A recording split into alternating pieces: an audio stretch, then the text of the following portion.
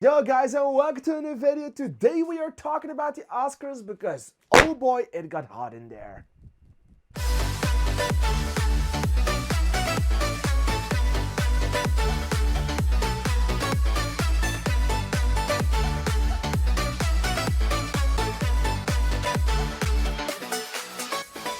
And I know you all only want to know my opinion about the whole thing and the whole debacle that happened with Chris Rock and Will Smith. And I know you want to know my opinion on that. And I will give you my honest opinion, popular or not. I don't give a shit. I will tell you what I think about what happened that evening and that moment. But first, I just want to talk about the Oscars themselves a little bit because, however, the moment defined the internet for a few weeks because we now all have beautiful meme formats and we all have something to talk about and we all have something to cancel Will Smith or Chris Rock for. So, yeah, we all have something in this. But I want to talk about the Oscars themselves first because that's what the entire night is about, don't you say? That is what the Oscars are made for. It is for the filmmakers, for movie making, and for everything about movies in general, and not that debacle. So we will talk about the ceremony and we will talk about the Oscar wins and the presenters first before we go into the debacle and before we go into everything else. So thank you for being here and let's start. And let's first talk about the entire night for a bit because, well, obviously the Oscars are a long evening because it's 3 hours and 40 minutes that clocked in at that moment and we have a lot of intermissions and that was stupid. And yeah, I live in Belgium, so I have to stay up the entire night to watch it. For me, it starts at 2 a.m. and ends at 5:30 a.m. So yeah, when I go to sleep, it's already daylight, and that was something. I was very fucking tired, but it's all worth it because the Oscars is such a beautiful thing to watch just because you know it's gonna be bad and you know we are going to get some really unpopular opinions, and that's what I love about it. So I can safely say that the night for me was still a great night. I had one of the best things happen to me because I got almost a perfect slate of Oscar predictions right. I had some great friends to watch it with. We had some great discussions. We all didn't know what the fuck happened at that moment. We are all going to talk about later. So it was a great night full of happy things happening and full of yay, I got it right, and full of just watching it. And that was awesome. So the night itself really paid off and you know, people often ask themselves, why are the Oscars still relevant and why do we still watch the Oscars every year? Because we know who's going to win and we know how it's going to be and we know it's going to be too long and we know Twitter will tell us everything in the moment. And that was one of the most beautiful things about these nights because even this night, when it all seems to be just as generic as ever, we got some beautiful moments, not only in the moments, but also in other things happening outside of the stage, on stage, some things the presenters did, the Oscar worthy moments, the fan favorites. There were a lot of things that got so many attention online and on Twitter that you just have a great night, and it's always pulling you back in for the Oscars. And I can safely say that next year I will be watching them and I will be reacting to it live. And well, if some things like this happen on this year's Oscar, maybe I should think about streaming or recording my reactions because I do think that would be fun too. But as I said, I am watching from Belgium, and unfortunately, there isn't a really free option to watch it in Belgium. So we had some ways of doing it, and we went up looking at Australia, and that gave us a lot of stress because, well, Australia, I don't know if you're watching this, but the way you present the Oscars online in the streaming service, it's fucking awful. It's really, really bad. I must say that we were watching news broadcasts like on repeat for 1 hour straight, and then 2 hours went by, and well, 2 a.m. had passed and the Oscars still didn't start, and you were still on the red carpet. And I saw online that Ariana DeBose won an Oscar, but I didn't see her win the Oscar. So I was really confused, and we had to look it up, and we managed to find another streaming site from Australia that actually got it. So we missed the entire first Oscar. So I just want to say, watching from Belgium is a hell, and Australia, your streaming services and your way of streaming the Oscars is an even bigger hell. I mean, I must say, it worked out fine, and you did a great job of handling the Oscars, and it was phenomenal. And we keep going back to you, Australia, because Australia, you are perfect in presenting the Oscars.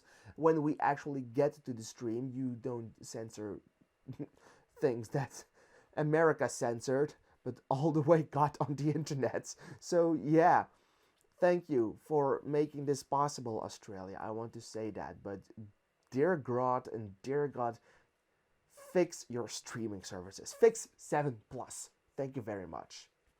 Alright, the third point I want to talk about are the presenters of this evening. And we had, well, it's the first time we have presenters since like 3 or 4 years, so that was something special. And when you finally get presenters back on screen for the Oscars, why in the fucking hell do you ask Amy Schumer, Regina Hall, and that other chick to present it? Because you had to know that the people generally don't like Amy Schumer and what she does. You really do know that, Oscars, don't ya? I mean, we had Regina Hall, or the other chick, dressing up as Will Smith's character in King Richard as Richard Williams. We had one dress up as Tammy Faye, and we had Amy Schumer hanging from the ceiling as Spider-Man. And if that wasn't cringy enough, we had like a 5 minute advertisement for a museum I am never going to visit, with you as a presenter pulling really bad jokes. And then, after the entire Will Smith debacle, we still have Amy Schumer having the actual balls to go up to Jesse Plemons and his wife Kirsten Dunst. I don't like Kirsten Dunst, but she didn't deserve what Amy Schumer did. Well, she called her a seat filler, pushed her off the chair almost literally, and got to sit next to Jesse Plemons to ask about a very, very inappropriate things about Kirsten Dunst. Well, Kirsten Dunst wasn't on screen the entire moment, but there are some behind the scenes footages of her being completely fucking annoyed, and I can safely say that I share that opinion with Kirsten Dunst. Like, what the actual hell happened? Also, one thing, it's like the first thing happening after Ariana DeBose won the Oscar and I got to start watching the live stream was the I don't know, the lady dressing up as King Richard later. I don't know if it Regina Hall could be the other one, but she picked people out of the audience and literally sexually harassed them on stage and then took them backstage. I didn't know what the fuck was happening, but I could clearly see that no one liked that. Why? And to end this all, Amy Schumer was the first presenter to go on stage after the Will Smith debacle. Well, we always go back to Will Smith. And the first thing she does about this moment the Oscars clearly want to cover up is ask about what the fuck happened, because the audience was not amazed anymore. So the presenters are like the worst thing I have ever seen in my entire life, and please don't ever, ever call them back. Thank you. Then obviously we have to talk about the Oscar wins too, and my first and original plan was to go back to my PowerPoint presentation and talk about each and every category in itself, but I don't think it's worth that, because, spoiler alert, I really got out of 23 nominated movies, I got 3 that I didn't predict, so that makes 20 in total. I got 19 out of 20 correctly, and the only one that I didn't get right was production design, because when I was saying in my video 2 days ago that I was thinking that Dune was not gonna win production design because it was gonna win like 5 or 6 other Oscars, something I did got right. I actually put production design for Nightmare Alley, because I thought that maybe they would give that to that movie because Dune already had everything, but they still managed to give it to Dune anyway. So I got that one wrong, but I got the rest of them correctly. Even the documentary I didn't saw, I have that one correctly.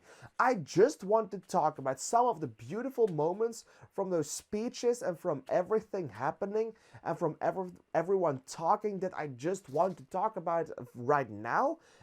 First one being after the slappening, the documentary came and Chris Rock gave the Oscar or presented the Oscar and told everyone the winner was Summer of Soul. And the creators of Summer of Soul came on stage. They cried, but I didn't know why, because, well, the stream and the entire Oscars went black for a few minutes. And I think that was even more disrespectful than a joke that Chris Rock told. So we never actually got to see the stream or the speech from the creators of Summer of Soul, a documentary. I don't know what it's about, but I can see the tagline, the greatest revolution to never be televised. So they never got to speak, and now they finally can speak, and they still couldn't because the Oscars went black. So the Oscars really did a fuck up job on trying to cover up Will Smith's debacle. So I am so very sorry for the creators of Summer of Soul. You deserved the Oscar, I believe that. And I really do hope we get to see your speech one day. So, thank you, Summer of Soul. You did great and you deserve to win. For the rest, we had some interesting things. Most of the things weren't as interesting as ever. We had Rachel Zegler and the dude from the kissing booth being like this tall and that tall, and that was really funny. But it wasn't all that special. We had some awesome Oscar presenters like the cast of Pulp Fiction and The Godfather. They went on stage, and we had some other movies. So that was all great, and I really loved that. Will Smith's speech was interesting, but it got completely covered up by his debacle. He tried to apologize to a lot of people and did rightfully so, but never got to apologize to Chris Rock himself, and that is something I just can't stand behind. And then we have some other things happening, like the nominees, the presenters for Best Pictures. For the Best Picture, I love that. And the Best Picture win was phenomenal. But before we talk about the Best Picture win, I just want to talk about Coda real fast, because don't get me wrong on Cody Smith-McPhee, but Troy Kotsur really deserved that Oscar, and I was so heartwarmed when everyone got to clap for Troy Kotsur, and they did it like this. Instead of the regular clap, they did it like this, like the sign language clap, and I thought that was beautiful. And when they won Best Picture and I screamed from happiness, I actually did this too, and everyone in the room, J.K. Simmons and every other actor, actress, and everyone in the room of the Oscars got to clap like this, and I thought that was beautiful. So I am really happy for Coda winning Best Picture. It was a complete surprise, but not if you looked at the statistics, but it was still a moment that we are going to cherish forever, because Coda really deserved it. Troy Kotsur really deserved it. Jessica Chastain deserved it. I'm just gonna say that Jessica Chastain deserved it really bad, but it's just I wanted to win. I wanted Kristen Stewart to win just a little bit more, because she did more of a phenomenal job stepping out of the unpopular zone than Jessica Chastain did. Not that Jessica Chastain didn't deserve the Oscar, but Kirsten Dunst, Stewart, Kristen Stewart deserved it just a little bit more, I think. For the rest, the Oscars, they were pretty pretty generic, and well, I got it all right. Those were the most notorious moments I wanted to talk about, because wow, Coda deserved that, and wow, the speech from Will Smith was very, very awkward. One final moment I want to talk about, which I thought was completely and utterly beautiful and heartwarming, was when Troy Kotsur was signing his speech and the other guy off screen was telling what he was signing. The presenter for that, the woman who won the Oscar for Best Supporting Role or Best Actress last year for Minari, she was looking at him in total awe and in total, she felt so proud, and I felt that was so heartwarming, and that was beautiful. I really like that. And then the moment we've all been waiting for, the slappening. Well, I don't know what happened when I was watching the Oscars. I was like talking to my friends for a second, and Chris Rock, I think he's funny with moments, but I don't think he's generally funny. And then he made a joke about Jada Pinkett Smith about her hair, that she was bald, and she made he made a GI Jade joke, and well, the joke itself isn't that bad, but you have to take in consideration that Jada Pinkett Smith has a disease and she can't help it. She really is bald and she can't help it because of the disease. So when there's a disease involved, you automatically get more serene with what you say and how you say things, and the joke you are about to make really hits different when there's a disease involved. And I think Chris Rock meant no harm with that joke. I mean, it's a comedian. He's a comedian. Not always the best comedian, but he still is a comedian making jokes for a living. And that joke, well, just to be clear, the joke went too far. Especially because it's about a disease, and especially because the woman has openly told before that she didn't like what happened to her and she felt really depressed by it, and you could see in her face that she was offended by the joke, and that's why Will Smith actually got to punch Chris Rock for it, because, well, he hurt his wife. So yeah, the joke went way too far, and maybe Chris Rock should have thought about that a little bit more, because he could have known that he was going to hurt that woman for making that opinion. Will Smith's reaction for it, I can't stand by that in any way possible. I can get why he did it, and I can see, and I am not mad at Will Smith for doing that, because he came up for his wife, and that's really beautiful.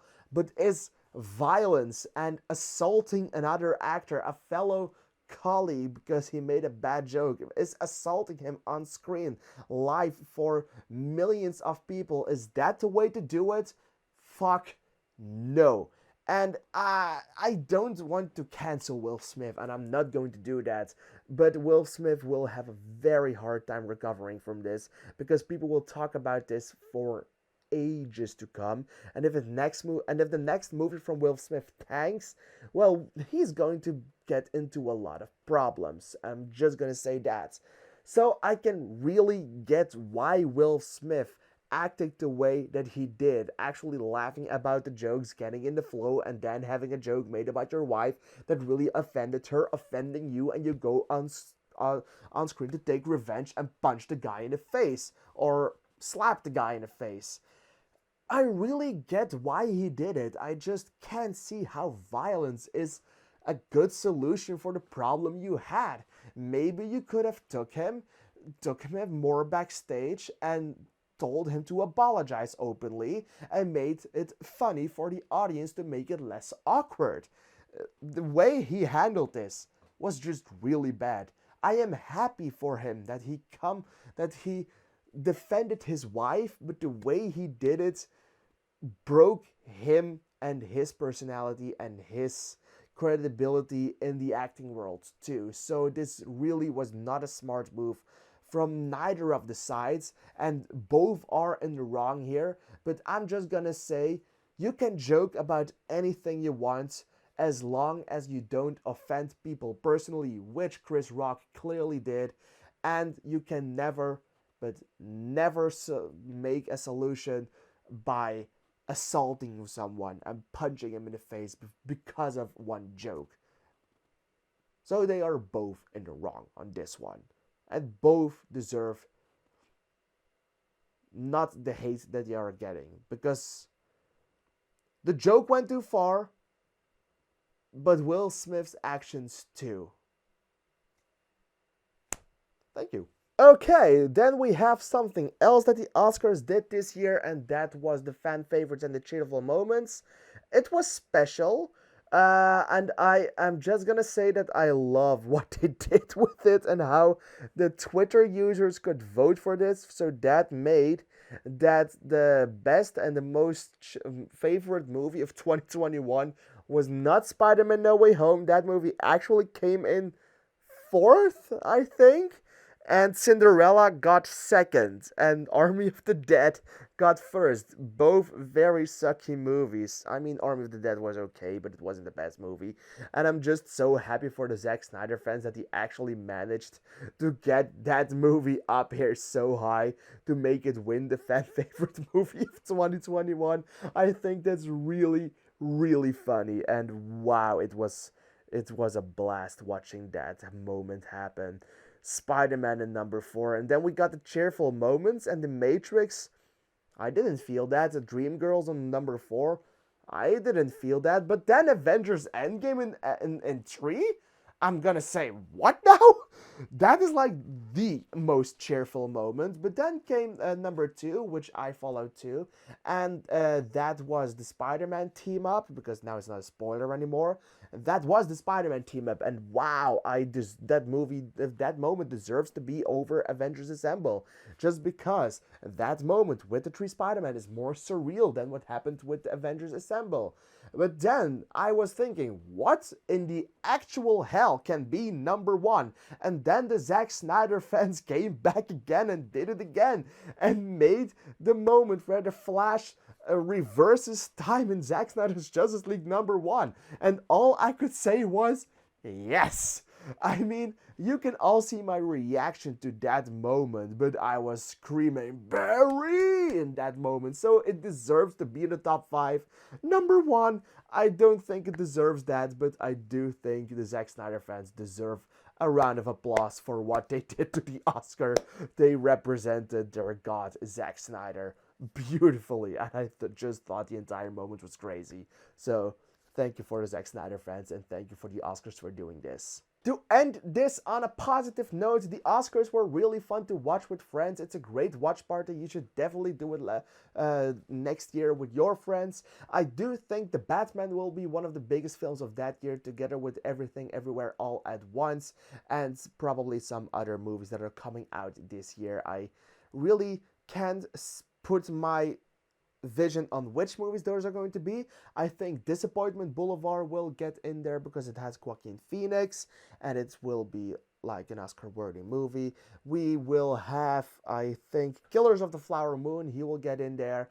And if that new Wes Anderson movie is actually going to be made, The Asteroid City, that one is making a great chance of appearing at Oscars 2023 too, which will be the 95th Oscars. Only 5 years to go and we will get to the 100th one. And what special thing will it do on their 100-year anniversary? Maybe slap 2 people, we don't know. So guys, thank you for watching, and I will see. So guys, thank you for watching, and I will see you in the next video. Thank you for listening to my rant and to listening to my opinion about the slappening. Have you seen the Oscars, or what are your most Oscar-worthy moments? Let me know in the comments down below. What is your opinion on the whole and entire debacle with Will Smith? Let me know in the comments too. It could be interesting. Thank you for watching, and goodbye.